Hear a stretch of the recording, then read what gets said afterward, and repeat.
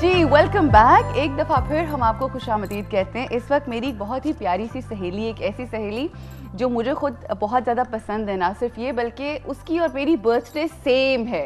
सन same नहीं होगा but birthday हमारी सेम है। A wonderful person, I would say one of the most ravishing gorgeous diva of limelight, the beauty with brains, जो आजकल ज़रा कम कम नज़र आती है, but we see her, we have very lovely Jana Malik with us. अस्सलाम वालेकुम। वालेकुम अस्सलाम, थैंक यू सो मच। इतनी सारी तारीफें की मेरी। You deserve more than that actually.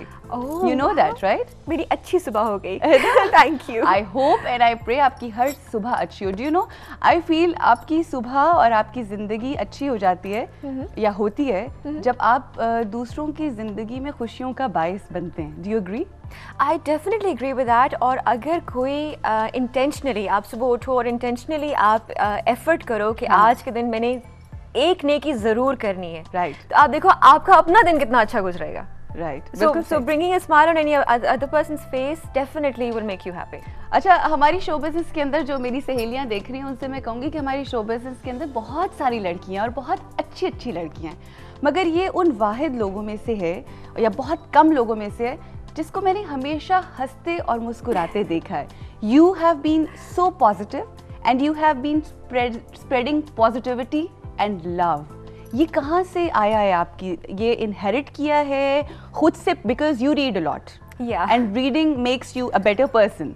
सो कहाँ से ये सब? बट आई थिंक ये रीडिंग की हैबिट भी मेरी अम्मी ने ही इंस्टिल की। मेरी अर्लीस्ट मेमोरी यही है कि I think I must be 2.5-3 years old और रीड इट योरसेल्फ की सीरीज आती थी, लेडी बर्ड सीरीज। राइट। तो वो मेरी अर्लीस्ट मेमोरी है कि मेरे पास एक किताब थी और उसका नाम था द एनॉर्मस टर्निप। और अम्मी ने हमेशा ये रखा है कि सेलिब्रेट करना है तो let's go by books and she has always encourage this habit definitely. And सारी बात है जो भी मॉरल्स और प्रिंसिपल्स हैं वो तो उन्हीं की तरफ से। ज़िंदगी के अंदर बहुत सारा जब आप काम करते हो, बहुत सारे लोगों को देखते हो, बहुत सारी चीज़ें एक्सपीरियंस करते हो, तो आप में मैच्योरिटी आती है।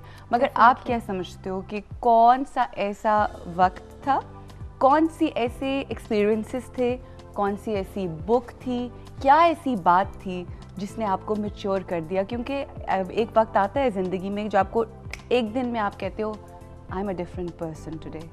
What was that? I will tell you about the book that sort of changed my life apart from Paulo Coelho.